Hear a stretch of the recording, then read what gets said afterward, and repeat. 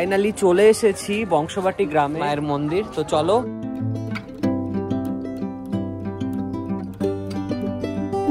Hello and welcome back to Shantanu's world.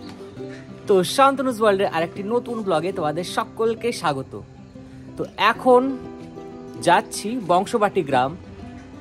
সপ্তমীর থেকে শুরু হয়ে গেছে সেখানে মা রাজরাজেশ্বরীর পুজো। সরস্বতী পুজো যখন মাকড়ি সপ্তমী থাকে তখন থেকেই এই পুজো শুরু হয়, অর্থাৎ সপ্তমীর দিন থেকে মা রাজরাজেশ্বরী পুজো শুরু হয়, চলে নবমী দশমী অবধি। তো এখন দাঁড়িয়ে আছি রঘুনাথগঞ্জ বাস স্ট্যান্ড। এখান থেকে যাব অমরপুর, তারপর সোজা যাব টুয়ার্ডস ফারাক্কার দিকের রাস্তায়, তারপরে বাঁ দিকে একটা রাস্তা পড়বে, সেই রাস্তা বরাবর চলে গেলেই পৌঁছে যাব বংশবাটি।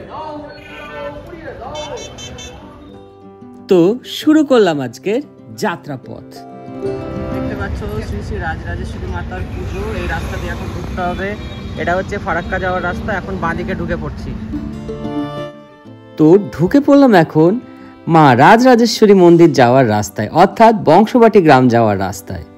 আর ছেড়ে দিলাম ডান দিকে NH 34 এর রাস্তা, যেটা চলে যাচ্ছে জলপাইগুড়ির দিকে।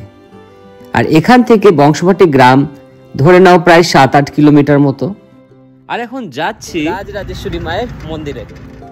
এখানে যেতে গিয়ে তোমাদের চোখে পড়বে বিশাল বড় বিল, যেটা এখন প্রায় শুকিয়ে গেছে। বর্ষার সময় এখানে প্রচুর জল। আগে এখানে এই ব্রিজটা ছিল না, এখন এই ব্রিজটা হয়েছে। তো এখন উপরের দিকে উঠে যাচ্ছি ব্রিজে, আর ব্রিজ থেকে নামলাম। আর তোমরা দেখতে পাচ্ছ ওইখানে মা রাজরাজেশ্বরীর মন্দিরের চূড়াটা দেখা যাচ্ছে। ফাইনালি চলে এসেছি বংশবাটি গ্রামে। আর আমার দেখো সামনেই মায়ের মন্দির। তো চলো ভেতরে ঢুকে যাব আর মা রাজরাজেশ্বরীর দর্শন এবার। এখন এই রাস্তা বরাবর চলে যাব আর রাজরাজেশ্বরী মায়ের দর্শন করে নেব। তো বহুত দূর দূর থেকে সবাই এসেছে এখানে।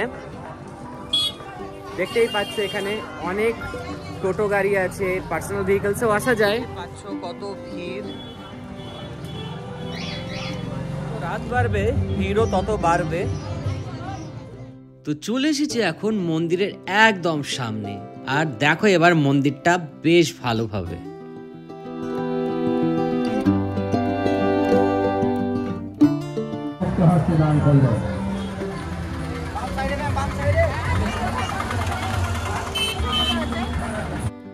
মন্দিরের দরজা খোলা থাকলে রাস্তা থেকে মা রাজরাজেশ্বরীর দর্শন করে নেওয়া যায়।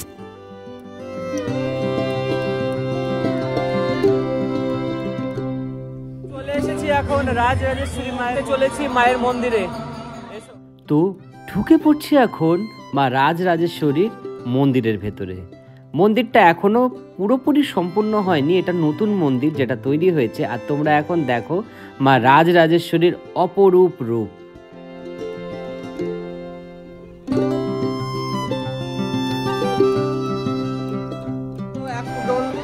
তো দেখতে পাচ্ছ এখন মায়ের গর্ভগৃহে ঢুকে গেছি, মায়ের দর্শন করছি।